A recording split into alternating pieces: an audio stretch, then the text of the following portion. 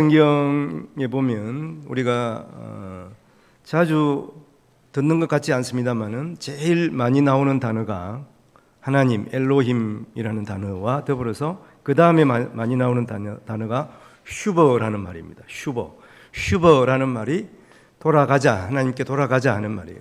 그래서 모든 선지자들과 더불어서 우리가 하나님께 돌아가자, 또 그리고 회개하자 하는 그러한 의미로서 가장 많이 사용된 것입니다. 오늘 2023년 또 마지막 주일을 우리가 보내면서 우리 마음속에 하나님께 돌아가자, 또 하나님 앞에 또 우리의 지난 날을 돌이켜보면서 돌이키자, 이런 마음으로 오늘 말씀을 함께 나누면 좋겠습니다. 하나님께서 기뻐하시는 경제생활하는 제목인데 결국은 하나님께 돌아가자 하는 의미입니다. 우리가 잠언 성경 10월부터 이제 12월까지 함께 묵상하면서 나누고 있지 않습니까? 특별히 하나님께서 주신 지혜를 또 배우고 나누게 된 것은 특별히 우리에게 큰 복이라고 생각합니다. 잠언 성경에서 강조하는 것은 어떻게 보면 평범해 보이는 그러한 진리들입니다. 근데 그것이 강력한 힘을 가지고 있다고 하는 것이죠. 특히 우리가 아는 지혜는 머리에 담는 것으로 생각합니다만은 참 지혜는 뭐냐? 머리에 습득한 그것에서 끝이지 않고 또 그것을 삶에서 실행하는 것에까지 나아가야 한다는 것이죠. 앞에 표가 저번부터 바뀌었습니다만은 너희는 내게 배우고 받고 듣고 본 바를 행하라. 그리하면 너희에게 평강이 있으리라. 이렇게 말씀하고 있지 않습니까? 빌립보 4장 9절 말씀이에요. 듣고 보고 본 바를 행하라고 하는 것이죠. 하나님의 말씀을 우리가 듣고 행하는 것이 얼마나 중요한가 하는 것입니다.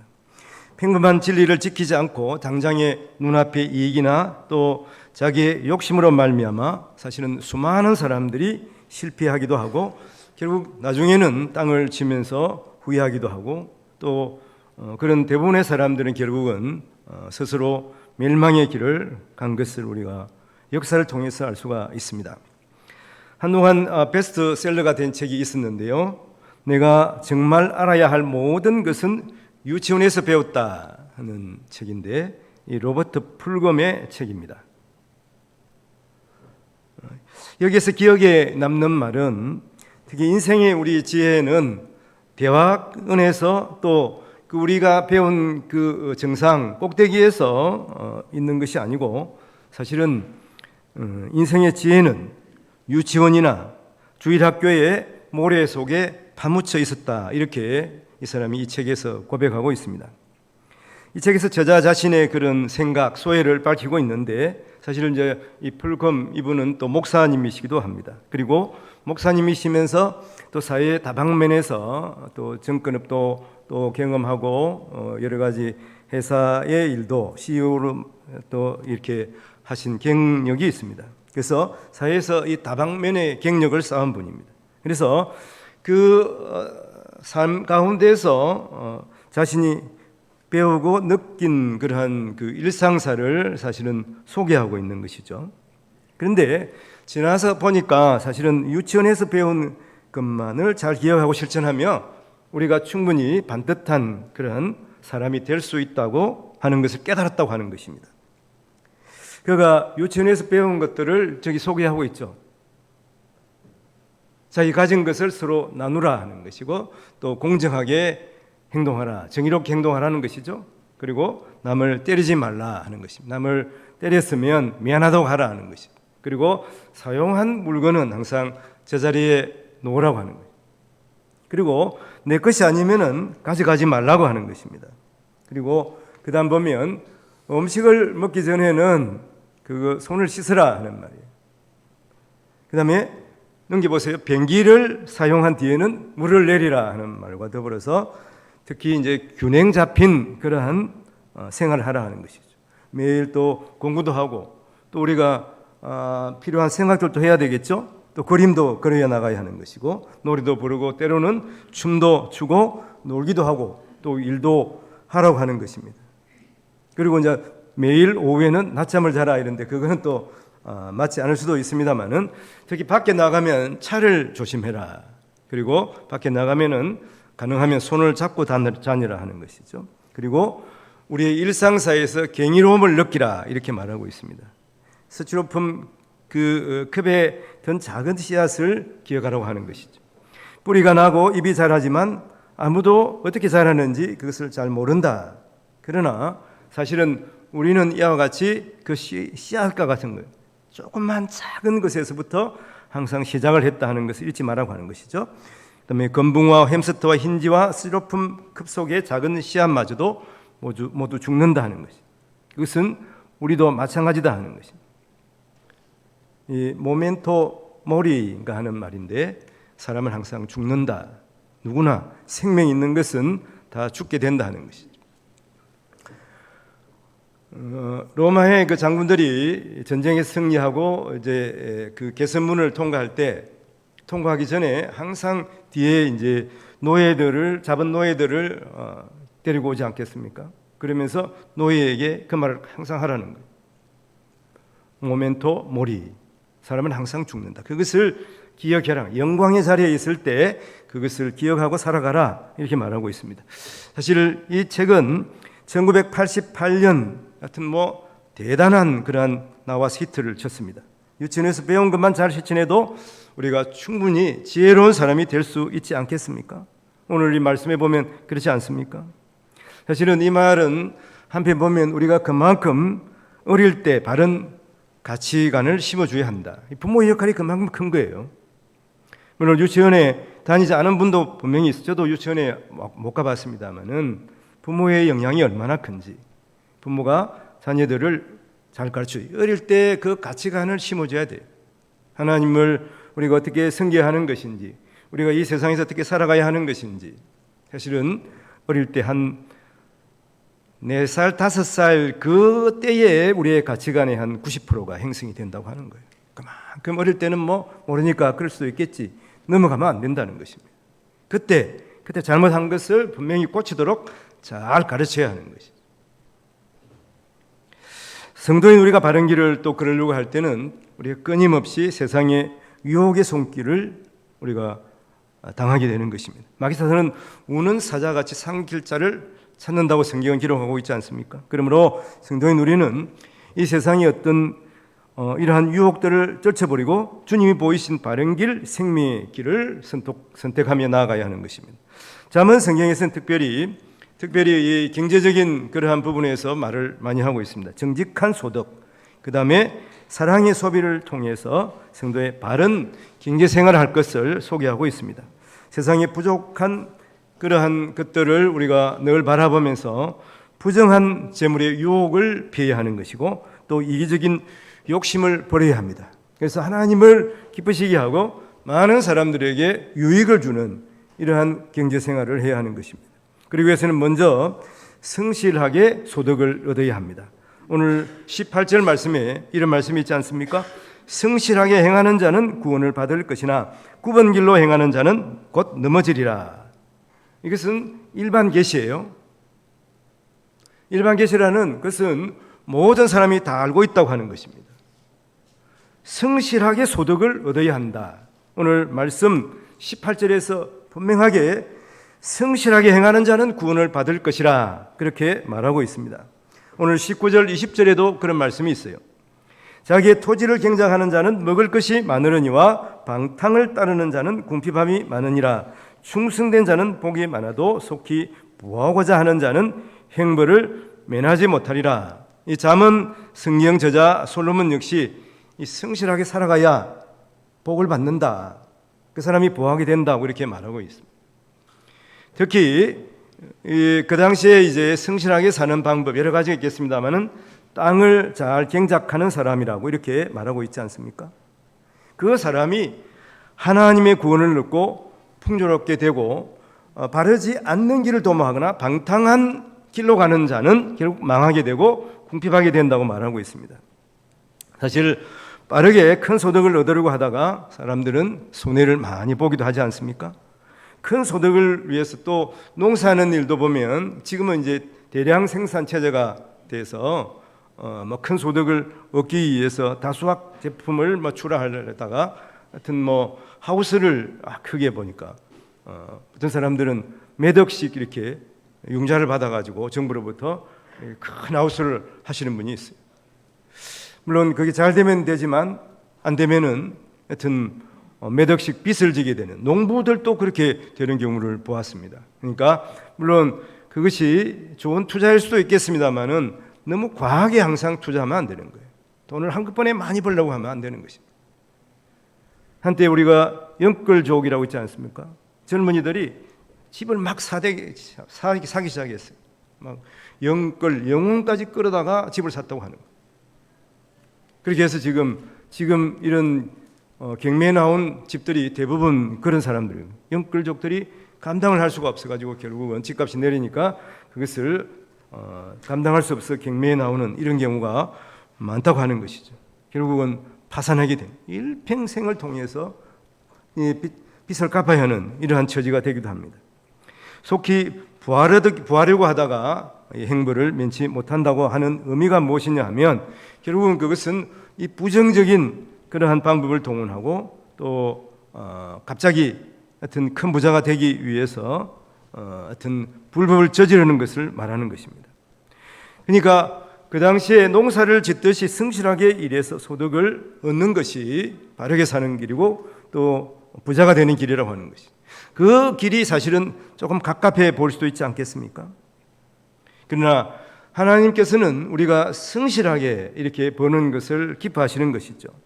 그것이 또 깨끗하고 바른 길이기도 한 것입니다. 그리고 쉽게 버는 것, 이런 것들은 쉽게 나가게 되는 것입니다. 돌고 도는 것이 돈이기 때문에 그러기도 하지만 하여튼 쉽게 벌게 되면 또 그렇게 될 가능성이 있다고 생각하고 그것을 허비하게 되는 것이죠. 그래서 결국은 나중에 불법을 행하다가 큰 화를 당하기도 하는 것입니다.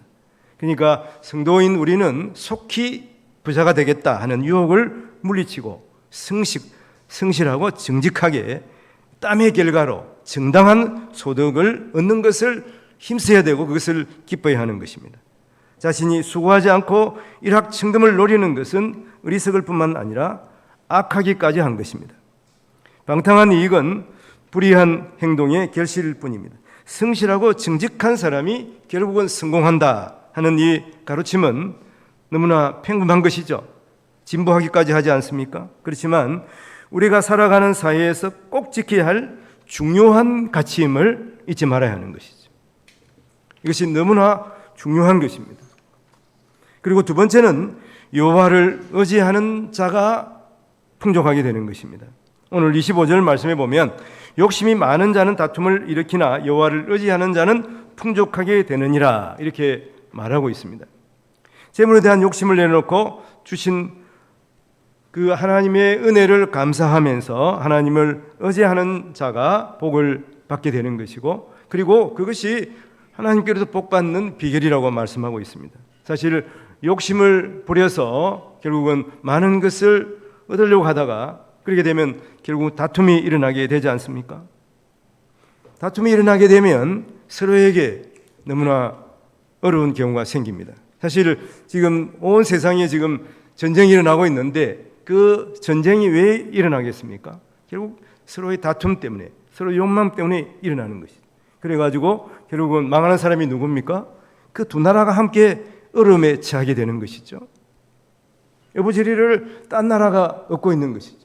지금 러시아 때문에 어부지리를 얻는 나라들이 어디입니까? 인도와 중국이라고 그러지 않습니까? 이런 상황들 우리가 잘 생각하면서 사람은 자신의 행복을 위해서 자기가 잘 살기 위해서 욕심을 부리지만 서로의 욕심이 충돌하게 되면 결국은 다툼이 일어나고 서로가 망하게 되는 것이죠.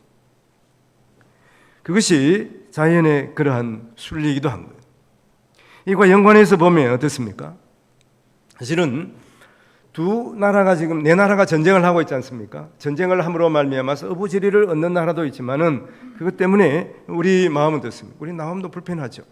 전쟁이 없으면 좋겠지 않겠습니까? 그러니까 가정에서도 마찬가지예요. 가정에 여러 명이 함께 살고 있지만 한 사람이라도 그 가정 가운데 마음이 불편한 사람이 있거나 행복하지 않다고 하는 사람이 있으면 가정 전체가 행복하지 않습니다. 옆에 부인은 지금 불행한데 나만 행복한다고 생각해 봅시오. 그것은 올바른 또 남편의 자세가 아니에요. 자녀들은 지금 불행하다고 생각하는데 부모인 나만 행복하다고 생각하면 여러분 그걸 가족이라고 할 수가 있겠습니까? 그러니까 함께 행복해져야 그것이 참 행복인 것을 우리가 알아야 합니다. 이 말씀을 생각하다가 다시 한번 디모데전서 6장 10절 말씀이 생각났어요. 자주 지금 이 잠언 성경을 보면서 자주 이렇게 인용하는 말입니다. 디모데전서 6장 10절 돈을 사랑함이 일만왕의 뿌리가 되나니 그 다음이 중요합니다. 그 다음에 이것을 탐내는 자들은 미혹을 받아 믿음에서 떠나 많은 근심으로서 자기를 찔렀도다. 돈을 사랑하게 되면 결국은 마음에 찌르는 것이 있습니다. 근심이 넘치게 되는 거예요. 행복이 넘치는 것이 아니라는 것입니다. 그래서 가정 가운데 누군가가 돈을 사랑하게 되면 계속 그 마음이 지금 아픈 거예요. 근심이 끊이지 않습니다. 그러니까 다른 가족도 행복할 수가 없는 것입니다. 그래서 우리가 생각하게 되는 것이죠. 재물을 사랑하게 되면 미혹을 받아가지고 다른 사람을 해치는 결과가 되는 거예요. 다른 사람을 뺏으려고 하기 때문에 그런 것입니다. 세상 범죄 대부분은 결국은 치정과 더불어서 재물 때문에 일어난다고 하는 거예요. 아마 어떤 분은 50%라 그러는데 제가 봤을 때는 이 치정 문제와 그 다음에 돈 문제가 한 90% 이상 이 세상 범죄와 연관이 되어 있지 않겠나 이렇게 생각을 합니다. 얼마나 많은 사람들이 돈의 노예가 되어서 살아가는 것입니까? 최영 장군이 그랬죠. 황금 보기를 돌같이 하라. 이게 너무나 단순한 진리지만 이 단순한 이 진리를 우리가 마음속에 받아들이지 못하고 살아가고 있는 것이다 하는 것이죠. 이와 연관해서 우리가 생각하면 성경은 돈을 사랑하지 말라고 경고하면서 중요한 하나님은 결코 성도를 떠나지 않겠다 하는 것을 이렇게 약속하셨어요. 자, 이 말씀을 함께 생각해 봅시다. 히브리서 13장 5절 말씀인데 여러 가지 다른 교훈에 끌리지 말라. 마음은 은혜로서 굳게 함이 아름답고 음식으로 살 것이 아니니 음식으로 말미암아 행한 자는 유익을 얻지 못하리라 이렇게 말했는데 돈을 사랑하는 것 그것은 우리를 도우시는 하나님을 온전히 믿지 못하는 거예요. 하나님보다 더 돈을 사랑하게 되면 어떻게 되겠습니까? 우리 마음속에 끊임없이 근심이 오지 않겠습니까? 그리고 돈을 사랑하니까 하나님을 사랑하지 못하는 거예요. 돈을 의지하게 되니까 하나님을 의지하지 못하는 것입니다. 이것이 악한 거예요. 하나님을 의지하지 않는 것이 하나님을 믿지 않는 것이 악한 것입니다. 그래서 우리는 하나님을 의지하면서 하나님께서 우리에게 주신 것을 감사하면서 살아가는 사람이 되어야 합니다. 이 사람이 여러분 만족한 이 사람이 진정한 부자입니다. 이 사람이 정말 마음에 평안이 있는 사람이에요. 이런 사람들이 주위의 사람들에게 평안을 줄 수가 있습니다. 그래서 주위 사람들을 구제하는 사람들이 되는 것이죠. 오늘 27절 말씀에 보면 가난한 자를 구제하는 자는 궁핍하지 아니하려니와 못 본 채 하는 자에게는 저주가 크리라. 가난한 자를 구제하는 자는 궁핍하게 하나님께서 그냥 두지 않아요. 그러나 가난한 자를 못 본 채 하고 지나가는 사람들은 결국은 저주를 받게 되는 것입니다. 이것은 재물의 유혹을 극복하고 이 적극적으로 재물을 다스리는 법을 교훈하고 있는 것입니다. 앞에 이 두 가지는 우리가 소극적인 그러한 또 이 재물에 대한 대처 방안이지만 이 세 번째 적극적으로 다른 사람을 도와주라고 하는 것입니다.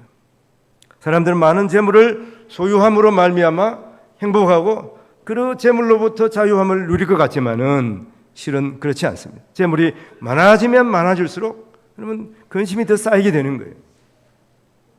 그러므로 우리가 재물에 대한 자유함을 누리는 모습은 무엇이냐 하면 가난한 사람들을 돕고 나누는 것을 통해서 그 재물로부터 자유함을 누리게 된다고 하는 것입니다. 사실 주위에 보면 많은 재물이 있어도 그것을 움켜쥐고서 선한 일에 사용하지 않는 사람이 있는 거예요. 그러나 돈이 좀 부족해도 나누며 돕는 사람이 있습니다. 누가 재물을 다스리는 사람이겠습니까? 당연히 적은 것이지만 나눌 수 있는 사람이 재물을 다스리는 사람이에요. 돈이 많아도 나누고 도움으로 또 돈에 대해서 자유로운 사람도 있어요. 그래서 돈이 많고 적고의 유무가 아닌 것입니다. 재물이 많고 적음의 문제가 아니라 재물을 여유롭게 사용하는 사람이 재물을 다스리는 사람이라고 하는 것입니다. 그러기 위해서는 우리 마음 가운데 이 모든 것 하나님께서 나에게 주셨다 하는 이 분명한 이러한 믿음이 있어야 하는 것입니다. 모든 좋은 것은 하나님께로 내려오는 거예요.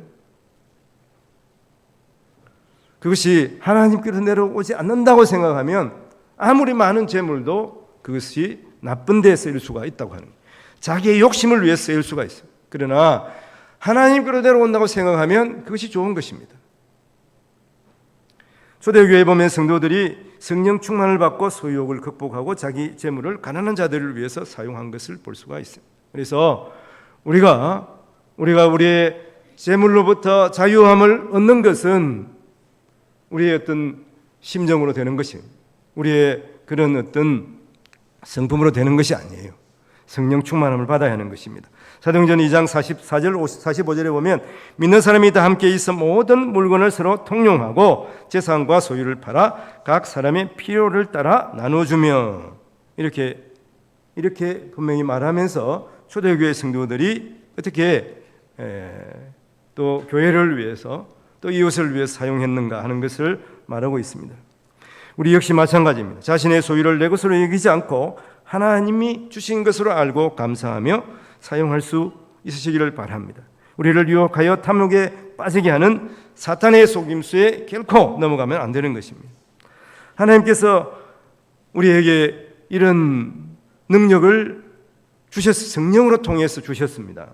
그래서 나는 그럴 수는 없어 이렇게 생각하지 마시고 성령 충만함으로 우리가 또 나눌 수 있는 또 우리의 것을 감사할 수 있고 또 그러므로 말미암아 다른 사람을 도울 수 있는 성도들이 되어야 하는 것이죠. 돕는 사람이 복된 사람이에요. 하나님께서 이렇게 감사하며 살아가는 그 사람에게 풍성하게 맡기시고 복을 주시는 거예요. 역대상 뒤에 보면 다윗은 그랬습니다. 다윗 지금 세계 역사에서 가장 부자가 누굴까? 통계를 한번 내봤더니 다윗이라고 해요. 다윗과 솔로몬이 세상에서 가장 부자였다 그래요. 다윗은 이렇게 모든 것을 하나님께서 주신 것을 알고 그것을 하나님께 드렸습니다. 성전을 위해서, 성전을 짓기 위해서, 하나님을 기쁘시게 하기 위해서 그렇게 한 것이죠. 그러니까 하나님께서 그에게 또 놀라운 은혜를 더하셨어요. 솔로몬도 마찬가지 않습니까? 그래서 우리가 하나님 앞에 드리고 또 가난한 자를 위해서 도울 때 우리의 것이 작아지고 우리의 것이 없어지는 주세요. 하나님께서 보이지 않는 놀라운 하나님의 능력으로 우리의 모든 것을 채워주심을 믿어야 하는 것입니다. 이런 사람들에게 하나님은 풍족하게 베풀어 주실 것입니다. 왜냐하면 하나님은 온 세상에서 가장 부유하신 분이시기 때문에 그렇습니다. 마지막으로 잠깐 톨스토이의 단편을 소개하고 마치도록 하겠습니다. 톨스토이의 소설 중에 사랑이 있는 곳에 신이 있다 이런 단편이 있습니다. 짧은 소설인데 믿음의 길을 가는 우리 성도들에게 시사하는 바가 있습니다. 가난한 노인이 나름대로 이제 신앙생활을 잘 했는데 두 딸이 죽었어요.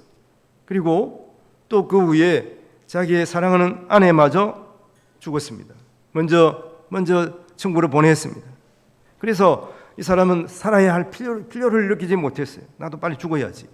근데 하나님의 말씀을 또 묵상하고 성경을 보다가 새 힘을 얻었습니다.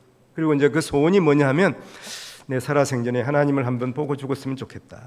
예수님을 보고 죽었으면 좋겠다. 이렇게 생각을 했습니다. 그러나 어느 날 밤에 이제 성경을 보다가 자는데 꿈을 꿨어요. 꿈을 꾸니까 꿈에서 예수님이 나타나신 거예요. 내일 내가 너를 만나러 가리라. 그래서 이제 그 다음 날 아침에 눈을 뜨고 주님 오시기를 기다리고 있는 거예요. 마침 이제 막 소복하게 눈이 내렸습니다. 근데 오전이 되니까 눈 치우는 이제 청소부 아저씨가 와가지고 눈을 열심히 손을 불면서 치우는 거예요. 그래서 잠깐 들어오세요. 그래서 따뜻한 차를 제공했습니다. 그리고 조금 있다 보니까 어떤 아기를 안은 여인이 아기를 안고서 너무 떨고 이렇게 밖에 서 있는 거예요. 그래서 불러서 이제 하여튼 식사를 제공하고 따뜻한 그러한 또 위로의 말을 하고 갔습니다.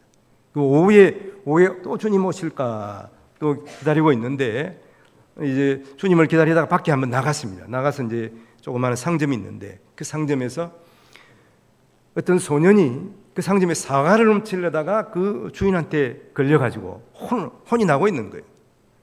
그래서 주머니를 뒤져보니까 하여튼 뭐 사과값이 있는 거예요. 사과값을 이제 그 주인에게 주면서 이걸로 대신하면 안 되겠습니까? 그리고 그 소년을 불러서 힘든 일이 있더라도 너무 것을 훔치는 것은 잘못된 것이다. 그렇게 하면서 이제 타일러서 보냈습니다. 저녁 때가 됐는데 함에 주님이 오시려나? 주님이 안 오시는 거예요. 그래서 주님이 내일 또 오시려나? 그렇게 하면서 이제 이불을 펴고 잠을 잤습니다. 꿈에 주님이 나타나셨어요. 주님 왜 오늘 오신다 그래가지고 그러시고 기다리게 하루 종일 기다리게 하시고 오지 않으셨습니까? 그러니까 예수님께서 하시는 말씀이 오늘 내가 3번 너를 찾아갔느니라 이렇게 말씀하시더라는 거예요. 처음에 그 청소부, 그 다음에 두 번째 아기를 아는 여인, 세 번째는 그 작은 소년이 사실은 나였다 이렇게 말씀하시는 거예요.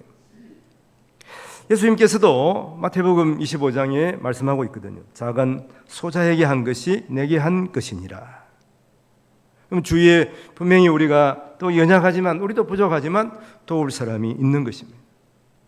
특별히 우리가 복음을 전해야 할 사람이 있어요. 주님이 그 사람들을 통해서 우리가 주의 사랑을 실천하게 하고 또 주의 복음을 전하게 하시는 것입니다. 잠언 11장 24절 25절 보면 흩어 구제하여도 더욱 부하게 되는 일이 있나니 가도히 아껴도 가난하게 될 뿐이니라. 구제를 좋아하는 자는 풍족하여질 것이요 남을 윤택하게 하는 자는 자기도 윤택하여지리라. 이랬습니다. 나눌수록 풍족하게 되는 것은 하나님 나라의 비밀이자 이 세상에 하나님이 주신 역설이에요. 결론적으로 말씀을 드리면 성경은 말합니다. 모든 재물은 모든 시간도 하나님의 선물입니다. 오늘 새벽에 제가 오늘 마지막 2023년을 묵상하면서 하나님 말씀 창세기 1장을 봤는데 하나님이 천지를 창조하시니라. 그 앞에 하나님께서 태초에 천지를 창조하셨어요. 태초라는 말이 있지 않습니까? 그래서 하나님께서 이 세상을 창조하실 때 천지를 창조하시기 전에 창조하신 게 하나 더 있습니다. 그것이 무엇이냐 하면 태초라는 거예요. 태초. 하나님께 시간을 먼저 창조하셨어요. 하나님께 제일 먼저 창조하신 것은 시간을 창조하시고 그리고 천지, 공간을 창조하신 것입니다. 하나님은 시간과 공간을 초월하신 분이에요. 그래서 우리에게 시간을 선물하신 것입니다. 2023년도 하나님께서 우리에게 선물하셨지만 2024년도 하나님께서 하나님의 그 시간을 우리에게 주시는 것입니다. 하나님 앞에 감사하면서 우리가 이 하나님의 사랑의 속성을 따라서 우리의 경제 생활을 해 나가야 하는 것입니다. 오늘 말씀드린 것은 너무나 평범한 진리이지만 강력한 힘을 가진 말씀이에요. 그럼 세상의 역사를 돌아보십시오. 많은 기독교 국가들은 또 나누고 도움으로 말미암아서 부유하게 된 것입니다. 그 평범한 진리를 지키지 않고 눈앞의 이익이나 당장의 자기 욕심을 따름으로 인해서 수많은 사람들은 자멸의 길을 갔습니다. 대표적인 사람들이 독재자들이지 않습니까? 이건 하나님께서 이 세상에 이 창조의 원리로 보여주신 것이에요. 그러나 하나님이 주신 것으로 알고 믿고 감사하면서 나누는 자들에게 하나님께서 풍성한 것으로 맡겨주는 것입니다. 오늘 말씀을 정리해 보겠습니다. 성도인 우리는 많은 세상 사람 그들이 노예로 삼고 있는 돈의 우상을 우리는 어떻게 극복해야 되겠습니까? 하나님을 의지하고 또 성령 충만함으로 극복해 나가야 하는 것입니다. 그리고 성실하게 이래야 하는 것이죠.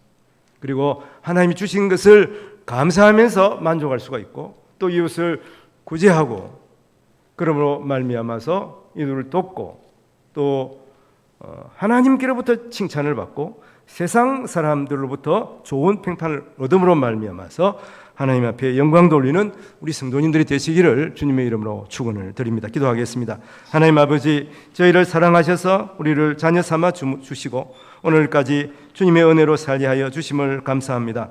성실하게 일하고 모든 것이 주께서 주신 것을 고백하며 또 주의 이웃들을 돕고 구제함으로 하나님께서 우리에게 주신 청지기의 직분을 잘 감당하게 하여 주시옵소서. 하나님 아버지, 우리가 이 땅에 살면서도 지혜로운 경제 생활을 하게 하시되 주님께서 칭찬하시고 넘치는 복을 주셔서 하나님 앞에 하늘 창고에 보화를 쌓는 지혜로운 모든 성도들이 되게 하여 주시옵소서. 감사와 고리를 죄에서 구원하여 주신 우리 구주 예수님 이름으로 기도합니다. 아멘.